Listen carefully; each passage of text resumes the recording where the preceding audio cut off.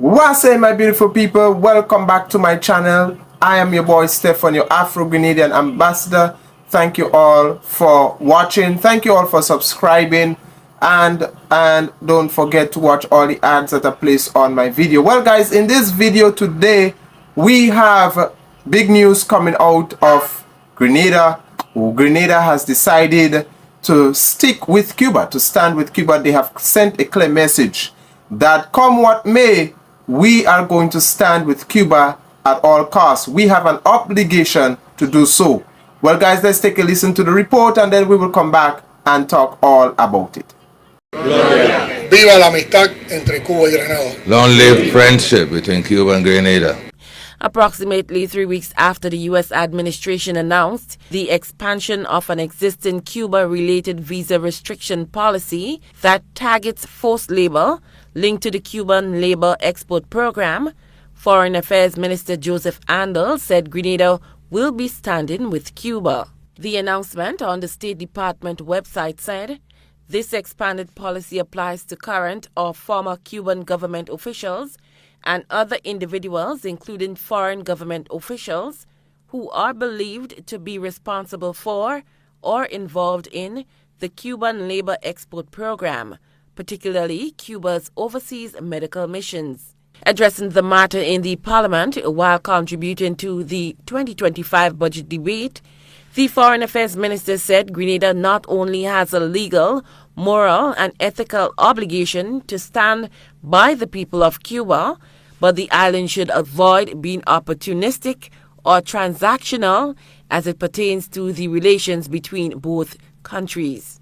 Cuba continues to be a trustworthy friend and partner, not only of Grenada, not only of the Caribbean, but of peoples the world over.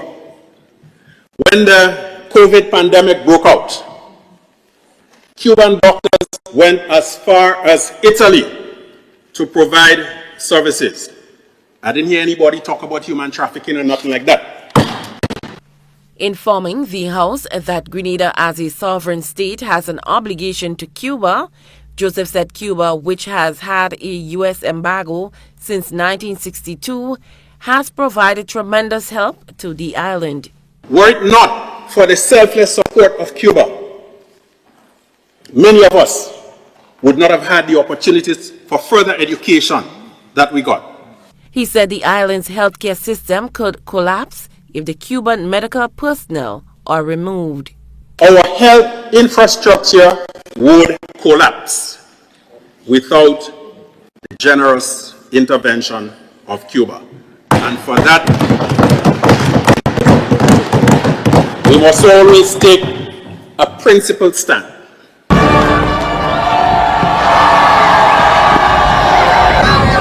So guys, I'm very optimistic about the leadership that we have here in Grenada under the guide of Honorable Deacon Michel and his administration. And I can now say we have a great leader leading this beautiful island. And I am very optimistic about our relationship with Cuba, and it will continue to be so for generations to come. You know, America does know quite very well that if Cuba is not a partner with us here in the Caribbean, they very well know without Cuba, our healthcare system will collapse. A lot, as the minister said, a lot of Caribbean people, a lot of Grenadians, thanks to Cuba, they can boast about the education that they have.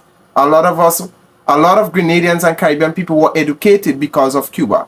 They went to Cuba when everybody was turning down, closing the doors, when everybody was, turning down a lot of us.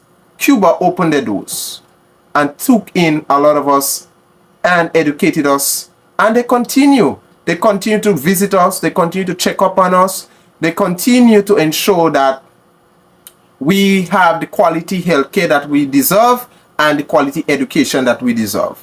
And America knows very well that without Cuba, the Caribbean will be in a destabilized situation when it comes to our health services and even our education services as well? Is this an attempt by America to destabilize the Caribbean? Because I'm beginning to ask that question. They very well know Cuba plays a very important part here in the Caribbean.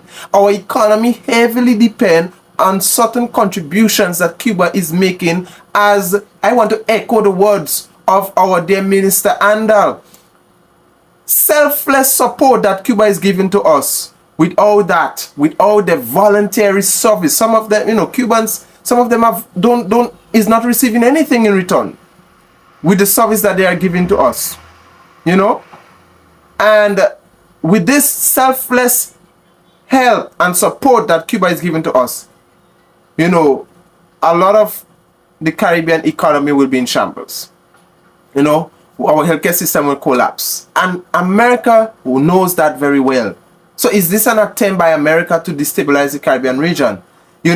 We have been boasting about a region. The Caribbean is a region of peace and stability for a very long time. Yes, we have one or two little issues.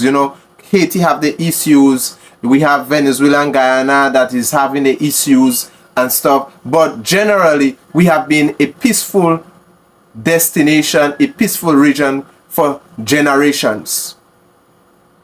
Is this an attempt by America to destabilize us, to destabilize our region?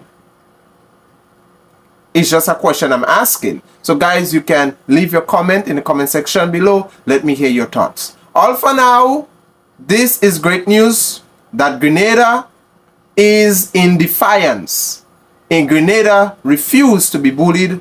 Grenada has rejected outrightly the threat that the United States is making towards us, and we are saying, come what may, viva Cuba, long live the relationship between Cuba and Grenada, long live the revolution. God bless you. Take care until next time. Viva la amistad entre Cuba y Grenada. Long live friendship between Cuba and Grenada.